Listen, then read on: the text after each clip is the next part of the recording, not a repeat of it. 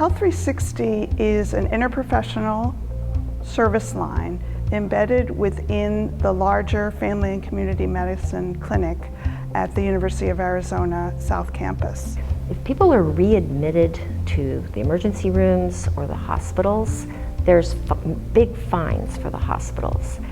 It's also very hard on the patients. And so having a way for practitioners who are in primary care to manage these complex patients, to be able to look at all the parts that will make a difference in their care and prevent those ED or hospital readmissions can be huge. It can be huge for the patient, for their families, and for the clinics and the providers and the people who are looking at the financial ends of this. The patients that we have been looking at for the Health 360 project are complex patients who are at high risk for emergency department or readmission or readmission to the hospital. We have seen hospital readmissions and emergency department visits decrease significantly.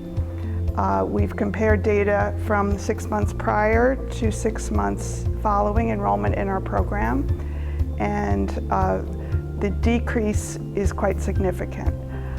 It's often difficult to quantify how much you have saved preventing a patient from going to the hospital, but we certainly have seen a decrease in the numbers of ED visits and hospitalizations.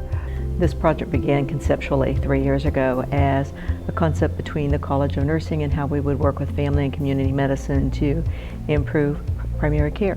And we were looking at this as team-based care, which is very popular today. And we were one of the first 22 federally funded projects in the nation. So we were a pioneer in looking at collaborative care.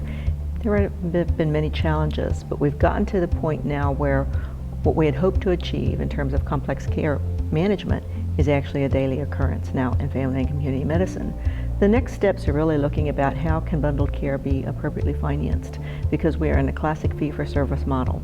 We need to be thinking about how we work with our insurers and our providers and thinking through what is this going to cost, how are we saving costs, how can we bundle this package and get it financed. So that is part of the evaluation pieces we'll be doing over the next year, and hopefully we will be able to work more with insurers and the larger entities, the provider entities at large, to think about how this can become a standard of care, not just an add-on. In many ways, people think of this as an add-on for chronic care management. This should become standard for chronic care management. If we are able to show the reductions in ED use, the reductions in hospitalizations, better medication management, better value for care, that's the whole purpose of doing team-based care. So now we're moving into that phase of how do we incorporate this in everyday practice.